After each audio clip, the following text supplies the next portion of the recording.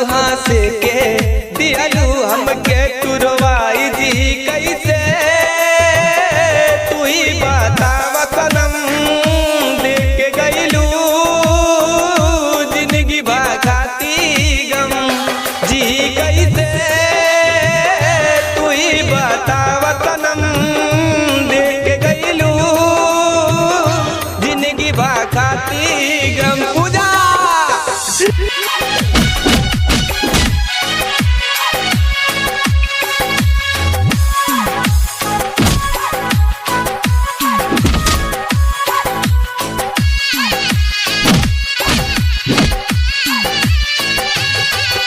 आइल न तरस तनिको तारा जब छोड़ के गईलू रानी याद में तारा बरसे लायकिया से झर झर पानी।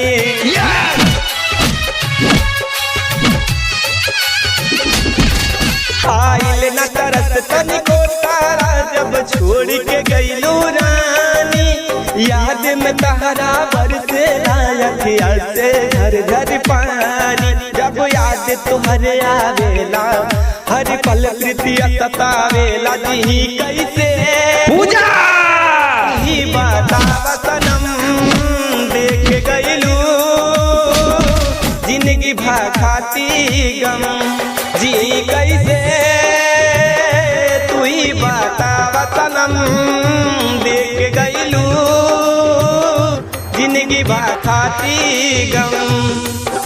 पूजा तू हमरा के छोड़ के मत जा ना जी पाए तोरा बिना मत जाई।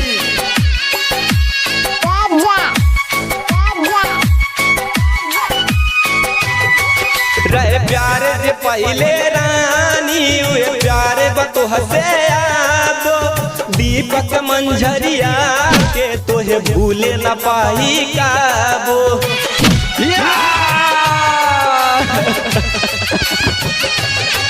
रहे प्यार जे पहले रानी हुए प्यार बतो हसे आबो दीपक मंझरिया के तोहे भूले न पाही काबो। जब तू ससुरा से अइबू हमरा के न तू पैबू जी कैसे तू ही बताव सनम देके गईलू जिंदगी भागाती गम जी कैसे तू ही बताव सनम देके गईलू जिंदगी भागाती गम।